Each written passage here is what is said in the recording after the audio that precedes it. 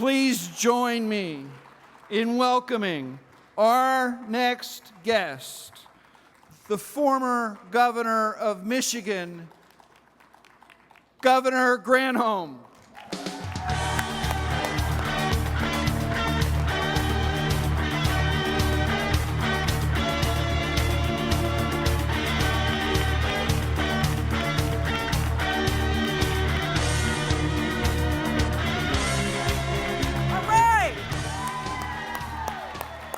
Thank you. The mighty FEA. I love it. Thank you so much, President Ford, for that kind introduction. And thank you to your great leadership here at the FEA, Vice President Joanne McCall, Secretary Treasurer Claire Cook. I am totally honored to be able to be with you this morning, especially in front of the largest teachers union in Florida, one of the loudest voices moving our country forward in one of the most important states in this election. You know the nation's eyes are on you, right? 2 days you're going to be hosting the presidential debate, the final one. And here's what we have seen so far in the previous debates and throughout this campaign, really. President Obama, you know I'm going to be up here for the president, right? President Obama is going to do anything to win for 100% of the country, while Mitt Romney will say anything to win for himself. You heard. Now, if any of you were watching TV, you were here at the convention, so you may not have seen it, but the president yesterday was sort of like the doctor with a diagnosis for Mitt Romney. Poor Mitt Romney. He said so many wild things in so many wild ways, all these different places he's been on positions. He's got to be ill. He must have a case of Romnesia. There is a clear choice in this election. As the speakers have all said, and you all know, it's a choice between moving forward and falling back, between prosperity growing from the middle out or trickling down from the top, between logic and basic math, which all of you teachers can appreciate. Right? There is a choice. I mean, it's all on your shoulders. No pressure. When I think of educators, I think of, and I had a wonderful relationship with my Michigan Education Association when I was governor. I think of a wonderful quote from The Prince of Tides, the movie and the book. And in one scene, the main character, Tom, who's a teacher, he says this. He says, "There's no word in the language that I revere more than teacher." He says, "My heart sings when a kid refers to me as his teacher, and it always has. I've honored myself and the entire family of man by becoming a teacher." Now, when I heard that line years and years ago, I thought I might never forget it, and I was right, because it really does touch me still. And when I was young, like so many of the kids probably in your classrooms and in your schools, I wanted to be a teacher or a jockey. Maybe you don't have kids who want to be a jockey. For some reason, I was stuck on being a jockey. I actually am now so fortunate to be teaching at a public university, University of California at Berkeley. I'm a visiting faculty member. I got too big to be a jockey, but I'm just a visiting faculty member, and I have such a deep appreciation for you. I mean, really, total respect for our American heroes who are here in this room. Thank you. Thank you. No one impacts more lives than you all. And I say that, you know, as a mom and as a former governor. In fact, I was just on my son's Power School last night. Do you have Power School? Do you know what it is? Anyway, it's one of those online things where you can go on and see how he's doing. He's You know, I don't know what you call it here, but all right, so what's it called? All right, whatever it is, you know what it is.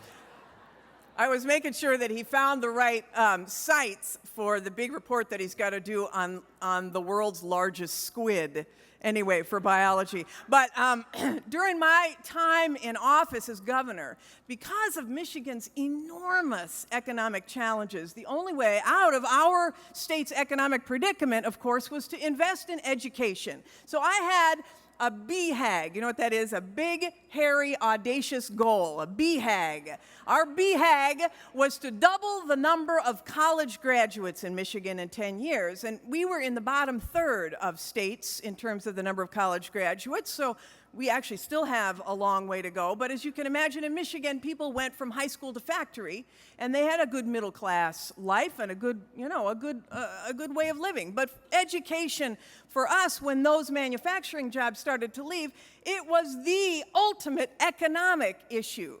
And in fact, in Michigan, because of the specific policies that we undertook, and I won't get into the details, but between 2000 and 2010, our community college enrollment increased by 50%, which we were so proud of. But we got more work to do.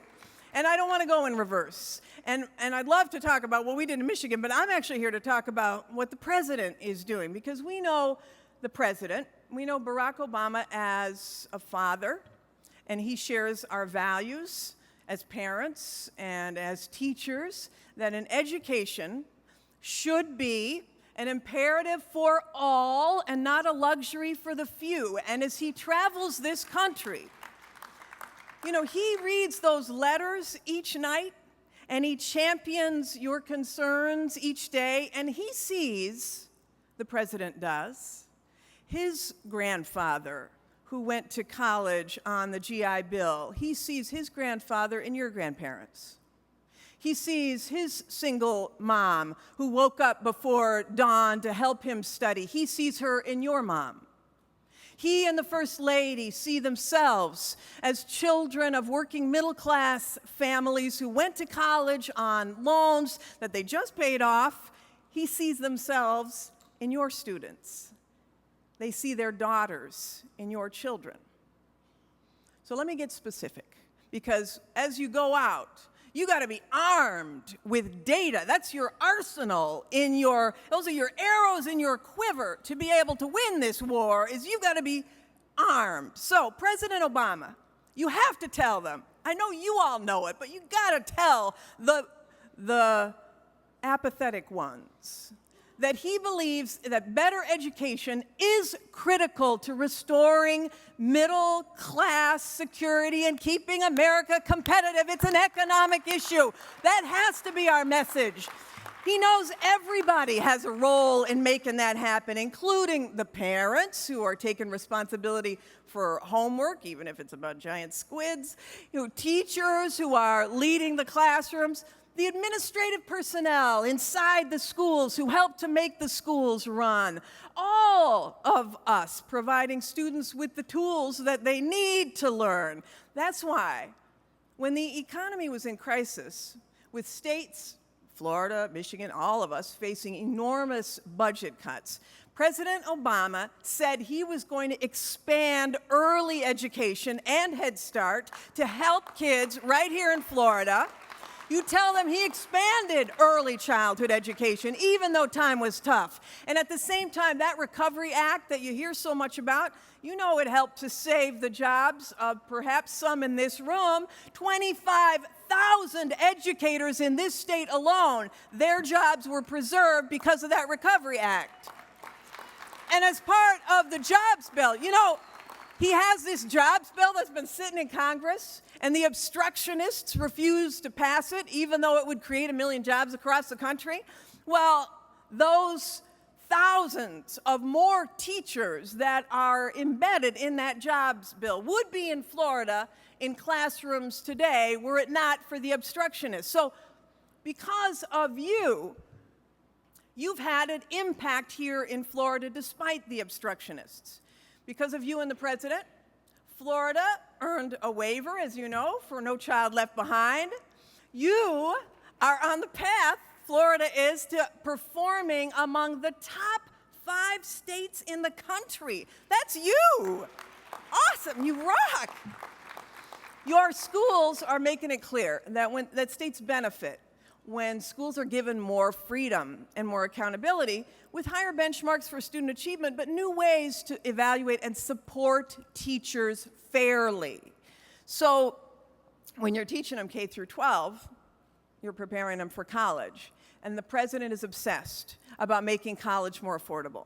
He's expanded a college tax credit. He's helped millions of families send their kids to college, and you know what the other side wants to do. He ended I don't know if you've been following this, but he ended these wasteful subsidies that the banks were getting.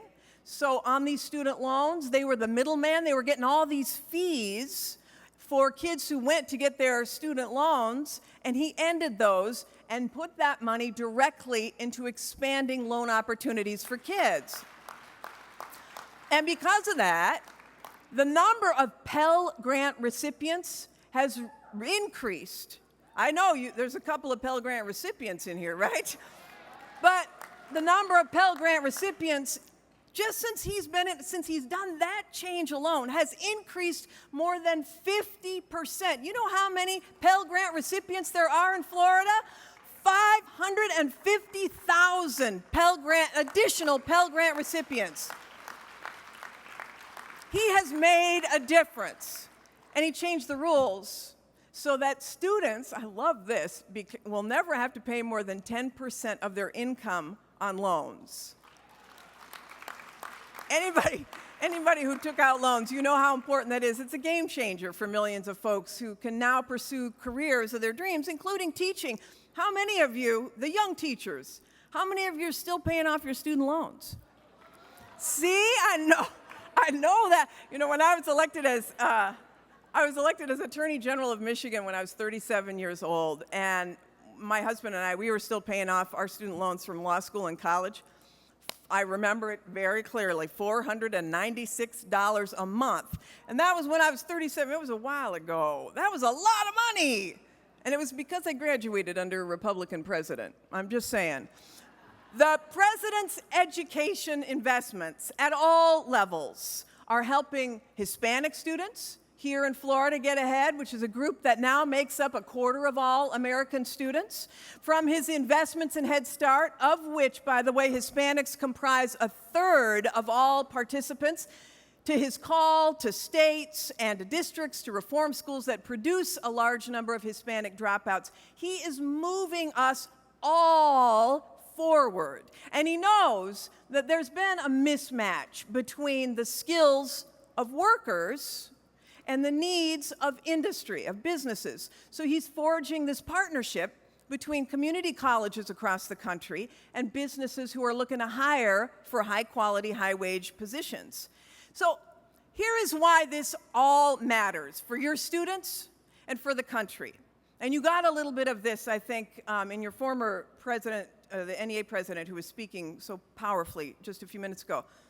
By 2017, India will graduate 20 million people from high school, which is 5 times as many in the United States. By 2030, China will have 200 million college graduates, which is greater than our nation's entire workforce. 200 million college graduates. And as your former president said, primary school teaching in Finland, which is the #1 country for educating, is the most sought after career there. They're doing something right, and they're part of the competition. The competition globally is only going to get stiffer. So on top of the progress that we've made, the president has an achievable plan to meet clear goals that are going to help us as a nation out-educate and outcompete the rest of the world. He's keeping his eye on the long term and working to cut college tuition growth in half over the next 10 years, recruiting and preparing, as you know, 100,000 math and science teachers over the same span. He has specific plans. Don't let any people tell you that the president doesn't have an agenda. He's got a specific education agenda, and we are going to outcompete and out-educate the rest of the world. But he's got to be able to finish the job. He's already investing in community colleges, and he's going to build on that by training 2 million workers across the country for jobs that exist today. All of that is progress. All of it is moving us forward. Now, you see it in your classrooms, in your communities, and I see it as I travel around the country. We are better off than we were 4 years ago. We are better off, and we cannot stop now. Let me ask you a question. Maybe I'll give you a little quiz, a teacher's quiz. All right, how many jobs has the president created in the last 31 months? Across the country. 5.2 million. Housing starts, highest that they've been in how many years? 5 years. Foreclosures, lowest that they've been in 5 years. Unemployment, lowest that it's been since the president took office. Consumer confidence, highest that it's been in 5 years. I'm just saying, things are on the right track, and we are not going back. We cannot go in reverse. As I said at the convention, you know, in your car, you got to remember this because I'm from a car state, but in your car and on your ballot, the D is for drive forward. The R is for reverse. We are not going back. You know what I'm saying. Now, Mitt Romney, he's on the wrong side of almost every issue across this country.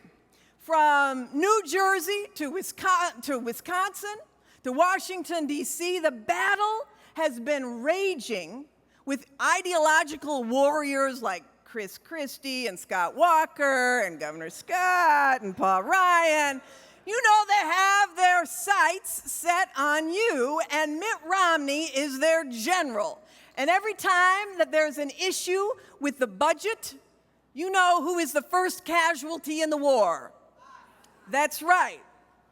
Romney said himself that he didn't believe that we need more teachers.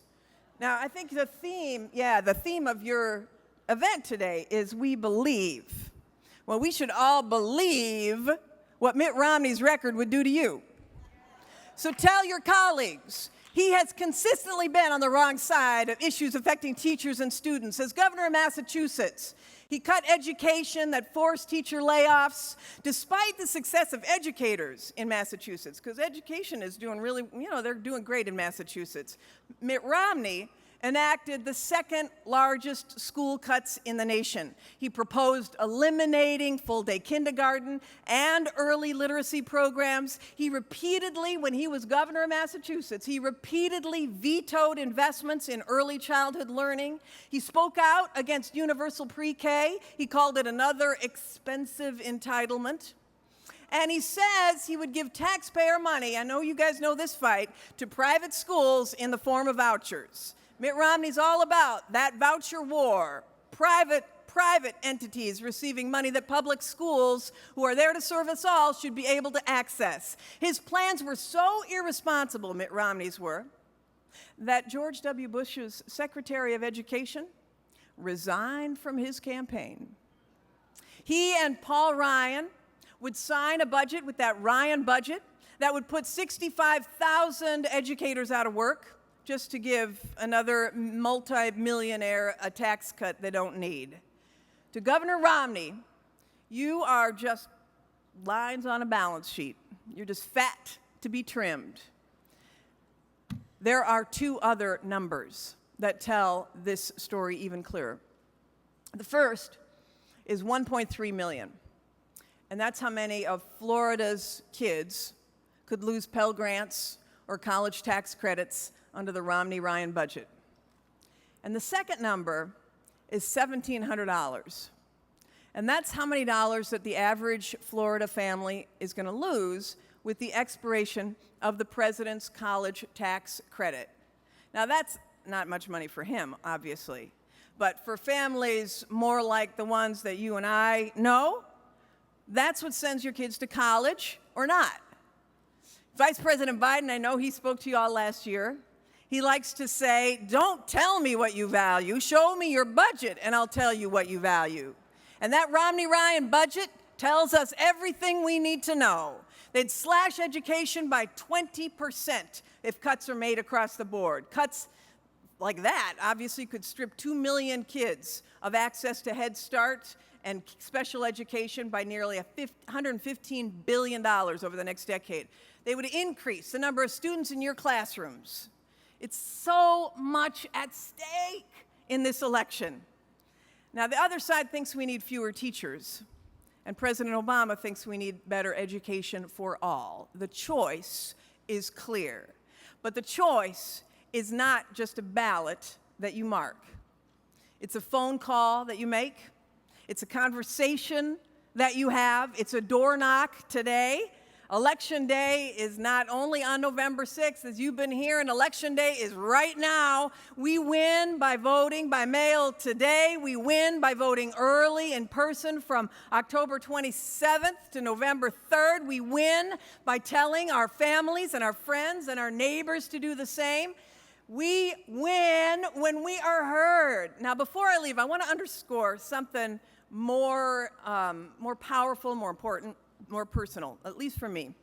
I asked the Obama campaign whether I could go to these really critical states because it's so, especially talking to educators, so personal.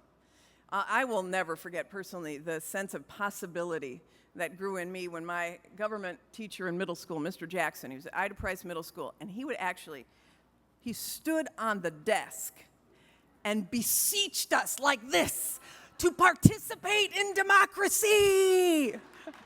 He fueled in me this love.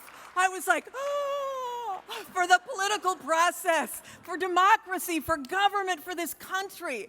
And I honor and I thank my kindergarten teacher, Mrs. Baker, and first grade, Mrs. Angela Dacus, and second grade, Mrs. Lucas, although she was really tough, Mrs. Robinson, Mrs. Opsel in third, Ms. Robinson in fourth, Mr. Fonda in fifth, Ms. Nelson in sixth. I remember all of them to this day. I'm sure you can name all of yours too. And I thank them. And I'm so grateful because they filled my little head with confidence and with curiosity. They taught me to love, to ask questions, to love learning, to not be afraid, to raise my hand. They made me believe in myself.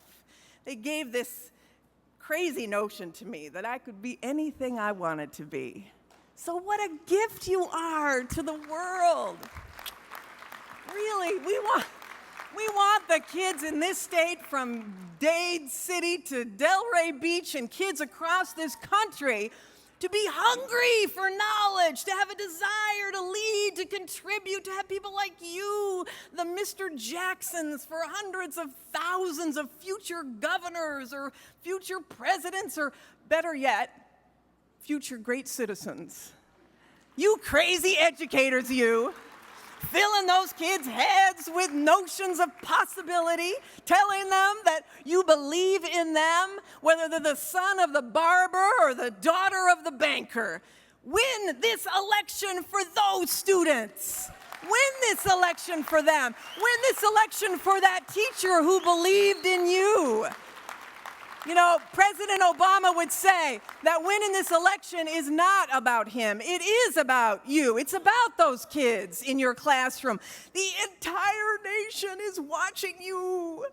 So, a quick story, just 1 second. I just have to tell you why this is personal to me as a governor, too. Okay, when I was first elected in Michigan, Michigan's economy was imploding because of the loss of these manufacturing jobs. And I got a call as governor from the guy who headed up our Michigan Economic Development Corporation, the place where businesses went to get help from the state. And he said, Governor, we have a major problem. And I said, what? He said, there's a little city in Michigan called Greenville that has a big refrigerator factory, and that refrigerator factory is going to move to Mexico unless we do something. And I said, wow, how big is Greenville? And he said 8,000 people. And I said, well, how many people does the factory employ? He says 2,700. This is a one-company town. They called themselves the refrigerator capital of North America, this little town of 8,000. So we went to Greenville, my economic development team, and we met in a room with the mayor and the city manager and the head of the UAW who represented the workers and the head of the community college and the Chamber of Commerce. And we were all sitting around this big table going, okay, what can we offer? What can we offer to this company? And so we basically emptied our pockets, put everything we had on the table, all of our chips piled up. And we said to the company, we'll offer you 0 taxes for 20 years if you just stay. We will build you a new factory if you just stay. The UAW offered unprecedented concessions. They didn't even want us to tell anybody how much they were willing to offer to keep these jobs in Greenville. So we pushed our chips across the table to the management of Electrolux, and they took our incentives. It was Electrolux factory is what it was. They took our incentives and they went outside for 17 minutes. And they came back in the room and they said, wow, this is the most generous we have ever seen. No state has ever offered this level of incentives for us to stay in their confines. But they said, there's nothing you can do to compensate for the fact that we can pay $1.57 an hour in Juarez, Mexico. And so they left. And when this factory left Little Greenville, Michigan, it was like a nuclear bomb that went off in that community.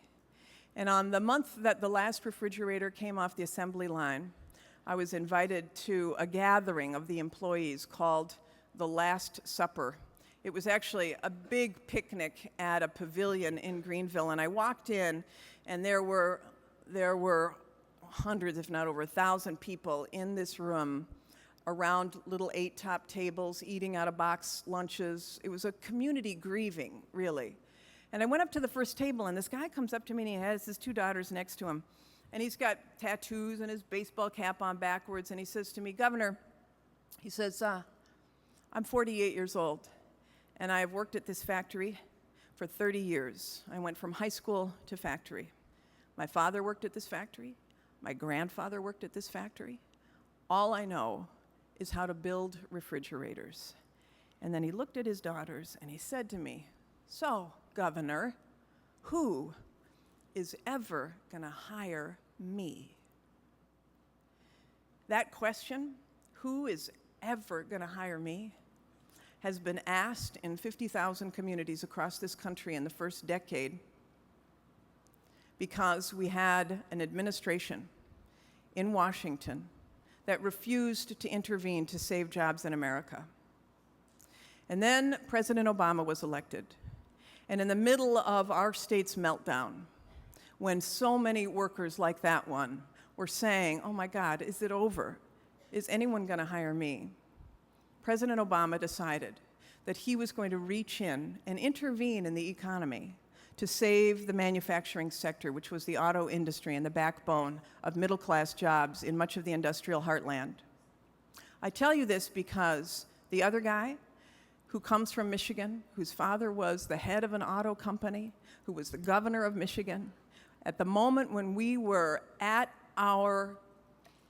in the valley, when we had 14.5% unemployment, when everything was imploding around us, he penned this op-ed that said, let Detroit go bankrupt.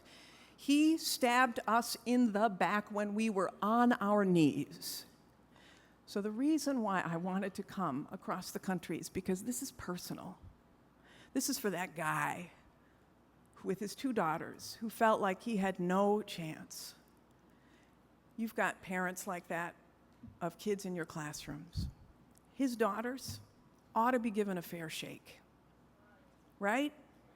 His daughters and the children in your classrooms ought to be given a fair shake. So on behalf of the millions of workers in this country who want a hands-on president, know that what you are doing here is not just about Florida.